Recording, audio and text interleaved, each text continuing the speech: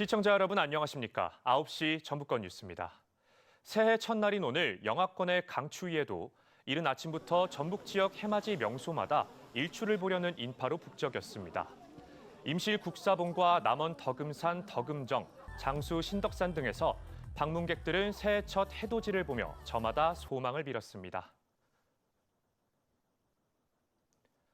KBS 전주방송총국이 지방선거를 앞두고 전북 도민들을 상대로 여론조사를 실시했습니다. 완주 전주 통합에 대해서는 찬성 의견에 크게 쏠렸습니다. 이지현 기자입니다. 오는 6월 지방선거에서 전주시장으로 어떤 인물을 지지할지 물었습니다. 우범기 현 전주시장 18%, 조지훈 전 전북경제통상진흥원장 14%, 임정엽 전 완주군수 9%, 국주영은 전 전북도의장 8%, 강성희 전 국회의원 3%, 성치도 전 민주당 균형발전위원회 전북본부장 1%입니다. 다른 사람을 지지한다 1%, 모름 무응답은 9%였고 지지하는 사람이 없다는 응답은 1위 지지도의 2배가 넘는 37%에 달했습니다.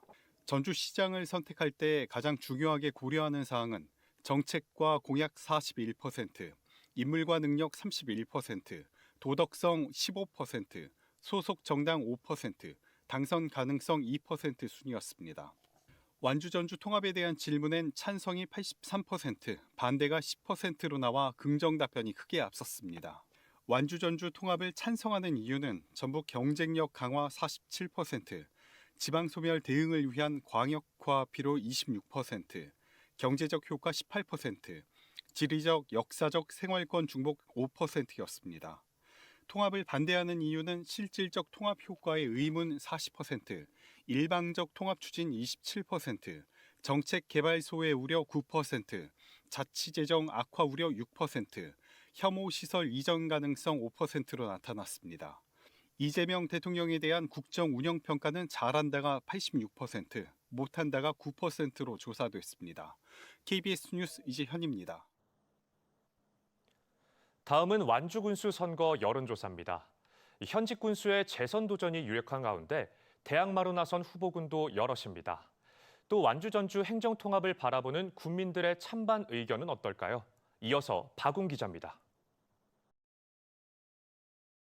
민선국이 지방선거 완주 군수로 누구를 지지하는지 물었습니다. 유희태 현 완주 군수 22%, 이돈승 전 민주당 당대표 특보 14%, 구경석 전 전북도의원 10%, 서남영 전 완주군 의회 의장 9%, 송지용 전 전북도의회 의장 7%, 김정호 전 민주당 정책위 부의장 2%, 임상규 전 전북도 행정부지사 2%, 박재환 전 전북도의원 1% 순이었습니다.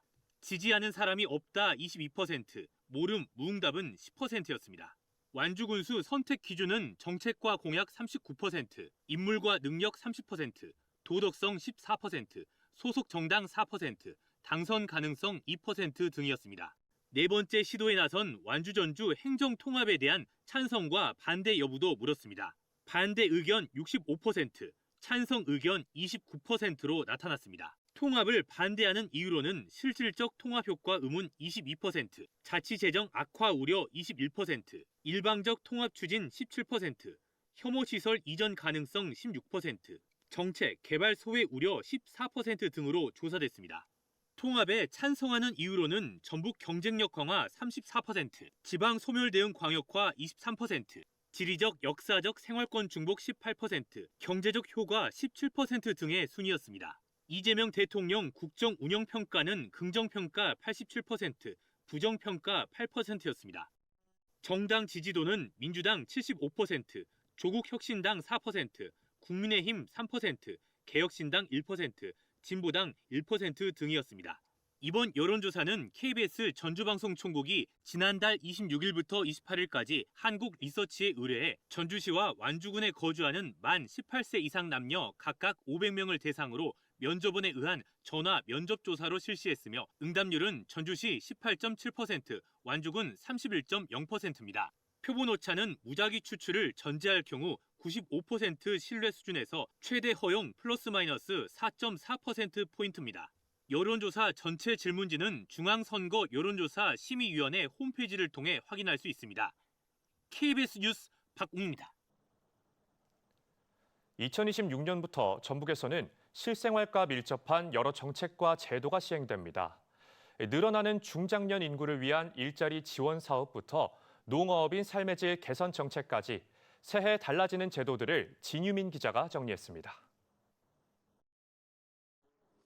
청년이 떠난 자리에 꾸준히 중장년이 유입되며 인구 이동 양극화가 뚜렷해진 전북. 늘어나는 중장년 인구에 맞춰 일자리 지원 사업이 새롭게 시행됩니다. 주 24시간에서 35시간까지 유연 근무제로 50살 이상 중장년을 채용한 기업에 월 40만 원의 경상 운영비를 지원합니다. 경기 침체로 시름이 깊은 지역 소상공인의 고금리 대출 의존도를 낮추기 위해선 신용 7등급 이상 자영업자에게 2천만 원 한도의 마이너스 통장 발급을 보증합니다. 문화 예술 분야 지원도 확대합니다. 전북 39살 이하 순수예술 창작자 100명에게 해마다 900만 원씩 창작 활동비를 지급하고 취약계층 문화 향유를 돕는 문화누리카드 지원금은 1인당 연 15만 원으로 올립니다. 농어촌 삶의 질 향상을 위한 정책으로는 순창과 장수에서 모든 주민에게 달마다 15만 원씩 지급하는 기본소득 시범 사업이 시작합니다. 공공형 계절 근로자 운영 범위가 농업에서 어업 분야까지 확대되고 비싼 수산 장비를 지자체가 구입하고 지역 어민에게 단기 임대하는 제도도 시행합니다. 농어업인이나 1인 소상공인이 출산하면 본인일 경우 90만 원, 배우자에겐 80만 원을 지급합니다. 미성년 자녀를 3명 이상 키우는 가정이 6인승 이상 자동차, 이른바 패밀리카를 살 때 500만 원을 지원하고 어린이집에 다니는 외국인 자녀의 보육료 지원 정책도 새롭게 시행합니다.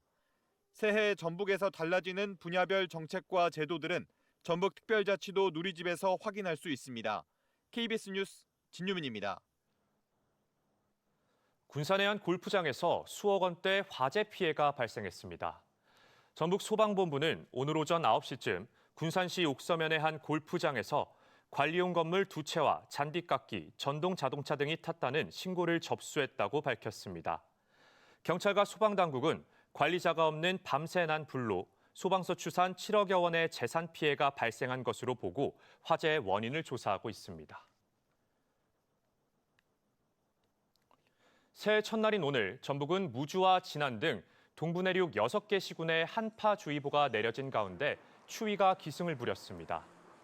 고창과 부안, 정읍과 순창에는 대설 예비특보가 내려져 내일까지 3에서 8cm, 서해안은 10cm가 넘는 눈이 내리겠습니다. 내일 아침 최저 기온은 영하 13도에서 영하 7도, 낮 최고 기온은 영하 3도에서 0도로 예상되고 바람도 강하게 불겠습니다. 바다의 물결은 전북 앞바다는 1에서 3m, 먼 바다는 2에서 4m로 일겠습니다. 전북특별자치도는 2026년 새해 도정 방향을 담은 신년 사자성어로 여민유지를 선정했습니다. 여민유지는 유교 경전인 맹자에 등장하는 구절로 뜻을 얻으면 백성과 더불어 도를 행한다는 뜻입니다.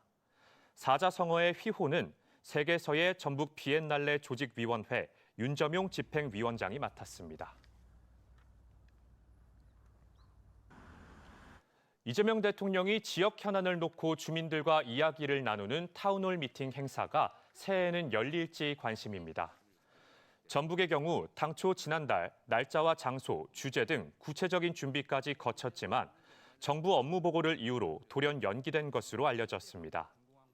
한편 전주 하계올림픽 유치 지원과 신산업 기반 등 지역 현안을 다룰 타운홀 미팅이 미뤄지면서 전북 홀대 우려도 나오고 있습니다. 올해 약물운전에 대한 처벌이 강화됩니다. 경찰은 오는 4월부터 약물운전 법정형이 최대 3년 이하 징역에서 5년 이하 징역으로 높아지고 측정불응죄도 새로 생긴다고 밝혔습니다.